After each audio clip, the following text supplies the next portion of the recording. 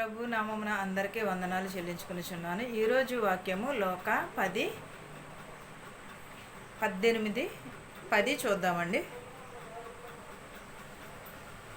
ప్రార్థన చేయుటకై ఇద్దరు మనుషులు దేవాలయమునకు వెళ్ళిరి. వారిలో ఒకడు పరిసయ్యుడును, మరి ఒకడు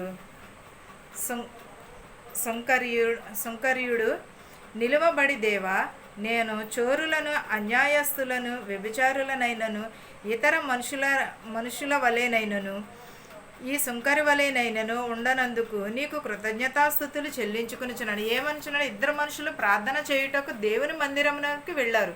వాళ్ళిద్దరు సుంకరుడును పరిశ్రయుడును ప్రార్థన చేస్తున్నప్పుడు ఏమన్నా వ్యభిచారుల వలె కాకుండా, వీరుల వలె కాకుండా, సుంకరి వలెనే కాకుండా నన్ను ఉంచినందుకు నీకు కృతజ్ఞతాస్థుతులు నేను చెల్లించుకుని. మనం ఈ లోకము వైపు చూస్తున్నాము తప్ప కానీ దేవుని వైపు ఏ మాత్రమును కూడా మనము చూడలేదు. కొన్నిసార్లు మనము ప్రజలను ఆకట్టుకోవటానికి చాలా ఇదిగా ప్రార్థిస్తూ ఉంటాము.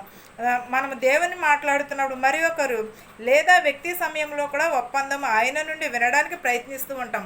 మనము ఇతరుల వ్యక్తులను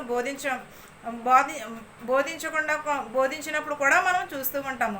మరియు మనము కేవలము ఆంద్రియంద్రముగానే చెప్పుకోవడానికి అంతరాత్మికంగా చెప్పుకోవడానికి ప్రయత్నిస్తాము.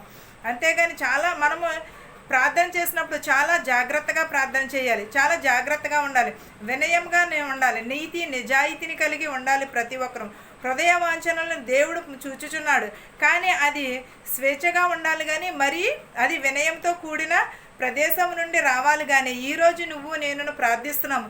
ఎలా ప్రార్థిస్తున్నాము? సుంకరు వలె ప్రార్థిస్తున్నామా? పరిశ్రయుడు వలె ప్రార్థిస్తున్నామా? పరిశ్రయుడు వలె ప్రార్థన చేయాలి, కానీ సుంకరు వలె కాదు. ఈ వాక్యమును మీకును మాకును తోడయుండును గాక. ఆమేన్.